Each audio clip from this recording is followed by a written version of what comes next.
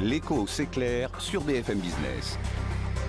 Fabrice Lundi reçoit les décodeurs de l'écho.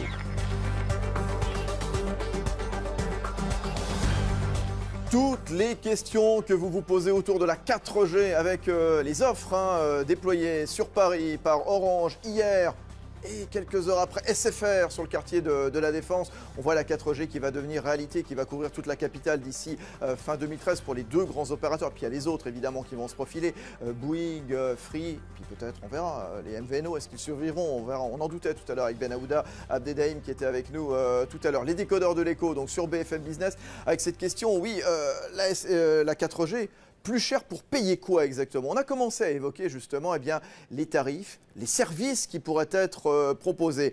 Réaction, question de Nicolas qui nous a contacté, apparemment un habitué en tout cas de ces pratiques. On ne parle pas assez du fair use data, c'est-à-dire le volume de data, même si on en a un petit peu parlé avant les infos de l'heure. 2 à 4 gigas comme la 3G pour un débit 10 fois plus rapide. On se fiche du monde, on dépensera tellement vite les données qu'on ne l'utilisera pas. Comme avec la 3G où j'avais 500 mégas, jugé trop faible par lui. Ça veut dire quoi, Alexandre Vauquier? Vous êtes le directeur marketing de SFR. En début de mois, finalement, il y a un risque, le 5 du mois, finalement, peut-être comme pour un compte bancaire, on est tout vidé d'un seul coup? Alors la 4G, on va l'utiliser, c'est clair qu'avec ce qu'elle va apporter comme confort d'usage, on ne laissera pas son smartphone à la maison et on va l'emmener chez soi pour surfer en 4G. Aujourd'hui, ce que je vous disais tout à l'heure, c'est la 4G accessible pour tous, c'est à partir de 30 €. Pour 30 €, vous avez 2 gigaoctets de 4G. C'est aujourd'hui plus du double que la consommation d'un utilisateur de smartphone. Donc on démarre quand même avec un niveau de consommation qui est quand même très très confortable par rapport à ce qui existe sur le marché. On n'a pas oublié nos très gros consommateurs, puisque au-delà de ce forfait à 2 gigas, on a aussi d'ores et déjà sorti des forfaits à 4 gigas et à 6 gigas pour suivre la demande dès à présent qui peut aller rapidement en termes de croissance des usages. La cible visée, par exemple, tout à l'heure on le disait avec Emmanuel Le Chip, les entreprises bien sûr, les entreprises présentes dans le forfait dans les offres d'Orange, de vous-même également, plus les entreprises que les particuliers? Pas plus les entreprises que les particuliers. À court terme, je pense que tous les particuliers qui ont aujourd'hui un smartphone et qui l'utilisent vont rapidement et ont intérêt rapidement à basculer sur la 4G pour bénéficier de ce confort d'usage qu'on leur propose chez SFR dès à présent, sans augmentation de leur forfait, puisque finalement la 4G est au prix de la 3G chez SFR. Oui, c'est ce que vous dites pour l'instant, et puis on verra. Oui, Henri Cheng, vraiment, on sera au même prix, comme nous le dit Alexandre Vauquier, la 4G au prix de la 3G? J'ai un peu de mal à le croire. Alors, ce qui est important pour réussir un déploiement d'un nouveau réseau, c'est un peu 3 ingrédients. D'abord, il faut le déployer. Ensuite, il faut des terminaux. Et puis après, à côté, il faut des usages. La bonne nouvelle par rapport à la 3G, si vous vous souvenez du lancement de la 3G, il n'y avait pas les terminaux au début. Et puis, une fois qu'il y a eu les terminaux, jusqu'à l'iPhone, il n'y avait pas vraiment usage de la data mobile. Aujourd'hui, on a déjà des usages vidéo, on a déjà des terminaux qui fonctionnent. Donc, tout est à peu près réuni pour que ça décolle quand même relativement bien. Les tarifs, vraiment, Mathieu Dria, vous, meilleurmobile.com, on peut envisager de la 4G au même prix que la 3G, ça, on peut le croire? Alors, il faut bien regarder. Parce qu'il y aura des services qui vont nécessairement se greffer. On parlait tout à l'heure du cloud gaming avec Henri Cheng. Il y aura évidemment du cloud. Qui dit 4G dit nouveau service, la visioconférence, le stockage dans le cloud, le paiement NFC, c'est-à-dire les paiements sans contact.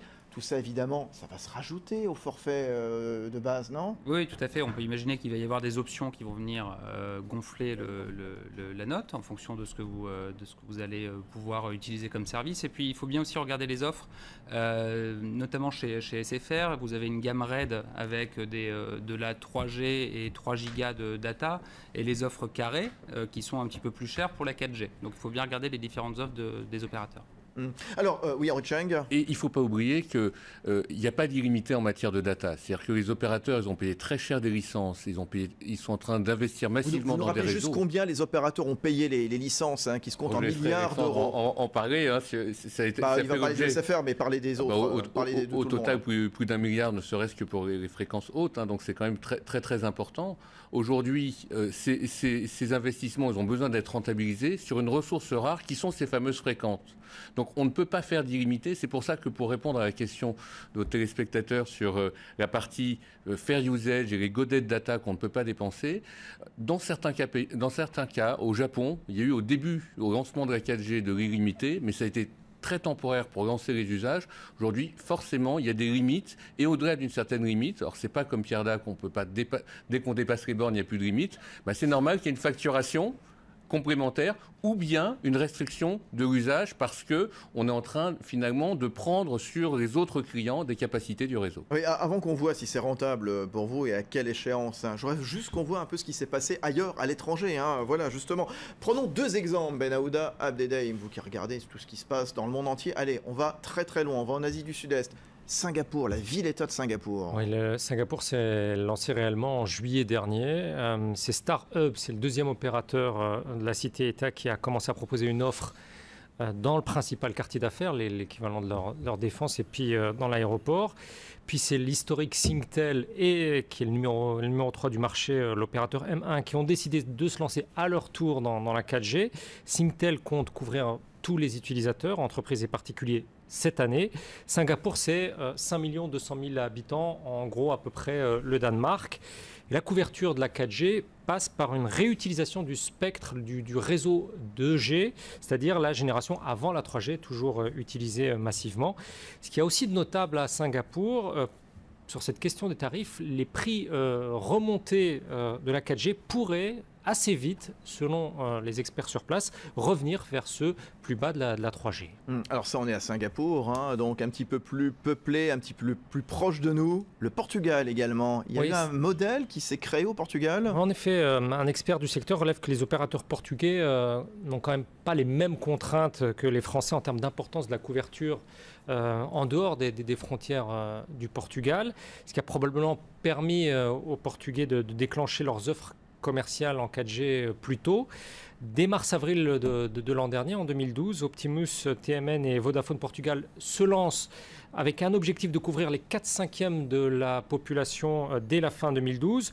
L'opérateur historique Portugal Telecom, qui contrôle TMN, est ainsi devenu, parmi ses grands homologues européens, l'un des premiers à pouvoir proposer 2 offres complètes.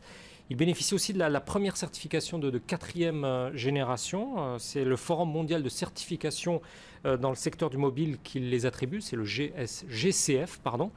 Et les Portugais peuvent également s'appuyer sur le grand large, sur le Brésil, le développement de la 4G au Brésil, notamment au travers d'une autre filiale de Portugal Telecom qui se trouve au Brésil, c'est Oi, qui est au Brésil. Quels sont les exemples qui vous inspirent à l'étranger, Alexandre Vauquier, chez SFR? On a entendu Singapour, on a entendu le Portugal. Alors, celui qu'on regarde le plus, c'est les États-Unis, puisque effectivement, les grands opérateurs américains, Verizon et AT&T, ont lancé la 4G il y a à peu près 2 ans.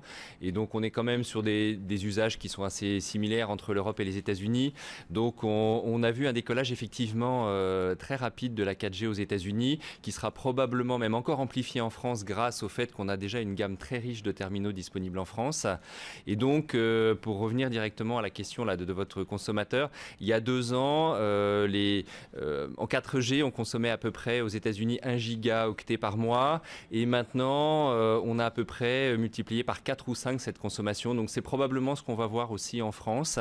Et le modèle que l'on prévoit d'avoir chez SFR, c'est, comme je vous le disais, la 4G accessible pour tous à partir de 30 €, avec un niveau de volume de 4G tout à fait raisonnable pour pouvoir faire ses usages courants. Et si on est plus exigeant, si on veut aller beaucoup plus loin, si on veut regarder de la vidéo toute la journée, à ce moment-là, on prendra un forfait un peu plus cher de aujourd'hui 4 ou 6 gigas et qui pourra évoluer dans le temps et qui permettra d'avoir une consommation plus élevée. Ou des options, comme je le disais. Ou des options de service en fonction de... c'est pas forcément le même prix. Non, bien sûr, il y aura une richesse de gamme en fonction des usages et ça sera personnalisé pour chaque client. Emmanuel, oui, c'est un peu la même chose qu'à chaque fois qu'on crée des nouveaux produits. C'est encore une fois la preuve que c'est bien l'offre qui fabrique la demande, parce que vous verrez qu'une fois que les consommateurs se seront habitués à avoir ce confort d'utilisation, personne ne reviendra en arrière. Aujourd'hui, vous demanderiez à un automobiliste, est-ce que vous seriez prêt à enlever la climatisation dans votre voiture, alors qu'il y a 15 ans, personne n'avait la climatisation dans sa voiture. Je ne connais pas beaucoup qui diraient oui, allez-y, enlevez la climatisation, c'est pas un problème. Et c'est la même logique, c'est-à-dire que si vous prenez le prix d'une voiture, la voiture d'il y a 15 ans, vous l'achèteriez aujourd'hui la même, elle vaudrait 3 fois moins cher que les voitures qui sont chez les concessionnaires aujourd'hui. Le problème, c'est que ce sont des voitures qui ont été considérablement enrichies en technologie, même en services et en prestations.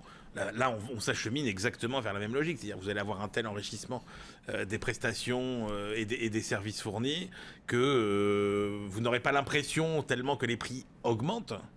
Mais en réalité, si on avait gardé les mêmes qualités de service, les prix seraient beaucoup plus bas. Bon, on se retrouve dans un instant, les décodeurs de l'écho sur BFM Business. On verra comment les opérateurs télécoms peuvent retrouver de la valeur, comment combattre cette spirale infernale. Oui, dénoncée notamment encore la semaine dernière par les marchés après toutes ces annonces, ces offres de baisse de tarifs, notamment chez vous, chez SFR. A tout de suite avec nos décodeurs de l'écho. Il nous resterait une dizaine de minutes, pas plus, jusqu'à la nuit. Les décodeurs de l'écho. Sur BFM Business, l'écho, c'est clair.